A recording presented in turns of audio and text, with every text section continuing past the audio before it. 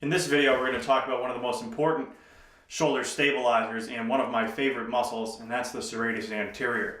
We're going to talk a little bit about its functions, how you can identify if you might be deficient in this area, and then some practical tips on how to train it, and we'll look at that from a few different ways. But before we get into this video, if you like videos about this topic or topics like this, please like this video and make sure to subscribe either here or at chaplinperformance.com/therehabcorner.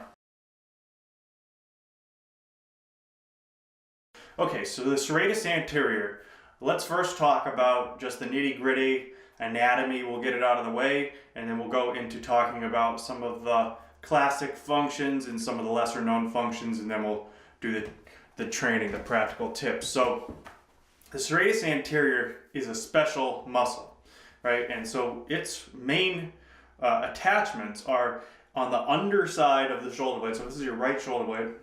It's on the underside of the shoulder blade here, right? And then it comes out and it wraps around on the ribs, right? And it pretty much attaches to all the ribs. I think it's something like ribs 1 through 8, 1 through 9.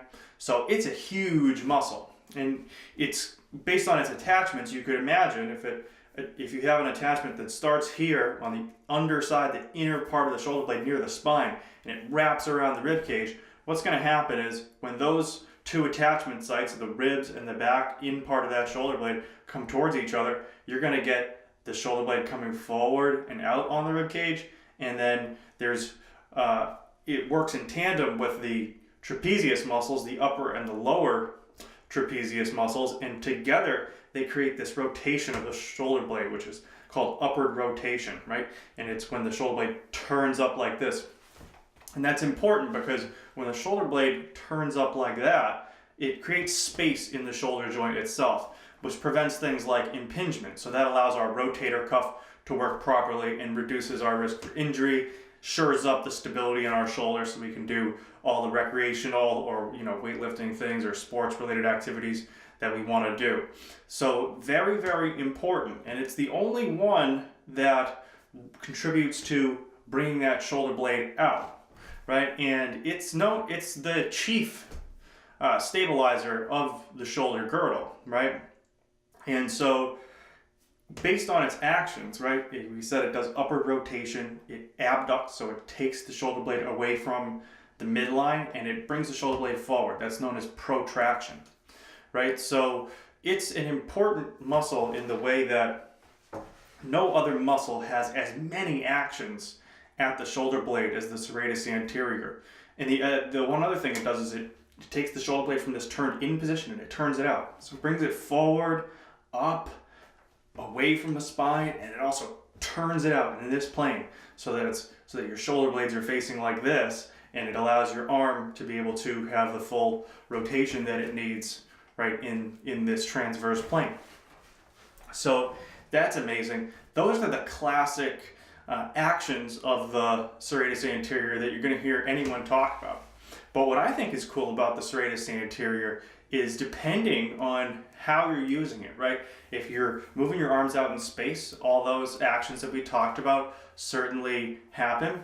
But another action that happens when we have the serratus anterior working and we have our hand fixed on something is that we can push that shoulder, that rib cage backwards, right? And so when we're on our hands and knees and we're like this, our hands are fixed, and when we push with that serratus anterior, right, that rib cage here pushes up toward the ceiling, right, because the shoulder blade's getting pulled forward, and as these fibers shorten from underneath the shoulder blade, it's pulling this rib cage back, right, and that's giving us that proper curve in the mid-spine that we need with just the right amount of kyphosis, and it's helping stabilize the shoulder blade by providing that stable base for it to move on, right? Here's that rib cage, and it's providing that stable base, right? And so if you have two hands fixed, you're going to move that whole rib cage back. But if you have one hand fixed, this is where it gets cool. So you have one hand fixed. If you only contract that serratus on one side, right, and imagine this is where it attaches on the ribs, it goes all the way around to the back inner part of the shoulder blade. So if you contract that serratus, right, and you keep this where it is, it's going to do that. it's going to twist that rib cage to the left, right? And in doing so, that's going to put the rib cage in a position where those internal obliques can get involved too, which are big respiratory muscles. So we like this because it helps to inhibit that extension tone that we've been talking about in a lot of our other videos, right? And especially on that left side, if you're a normal patterned human being and you have excessive extension tone on the left side, that left serratus is going to be key to allow you to take away from some of these muscles that are a little too active here, as well as in the mid back, right? And to help get the rib cage in the right position for the proper breathing and that real relaxation response that we're looking for. So the question is, how do we train this, right? We already showed you one with having a hand fixed and you're breathing out, moving the rib cage up. If you do it on one side, getting a little bit of that rotation of the rib cage in that way, and I can feel that serratus cooking there. Okay, so that's using its protraction function, but in a closed chain. The other way that we can get this going is we can use it to push, right? We're still working protraction. And for this, you can use a TheraBand. I would recommend that you do use a TheraBand because you're going to get some feedback from the resistance here. But you can go to the wall, right? And we've got our knees in, our back's a little bit flexed, a little bit rounded, our pelvis is tilted under. And now we have the feedback from this. We're going to take a breath in, directing the breath into our back, right? And that's expanding the back of the rib cage. And then we're going to push forward with the shoulder blade, keeping the arm straight. And at the same time, because the serratus is shortening at both ends on the shoulder blade and the rib cage is going to move back into the wall.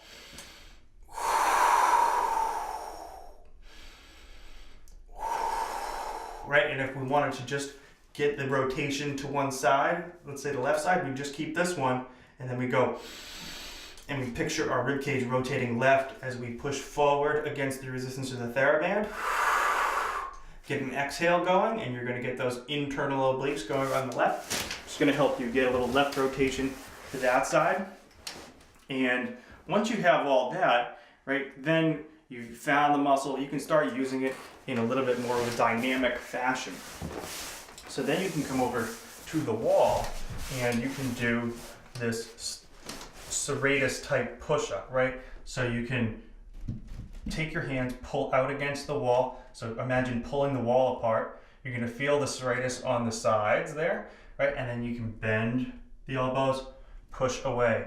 And again, you're trying to get that rib cage to go backwards, right? Keeping the pelvis tilted under, using those hamstrings even a little bit, right?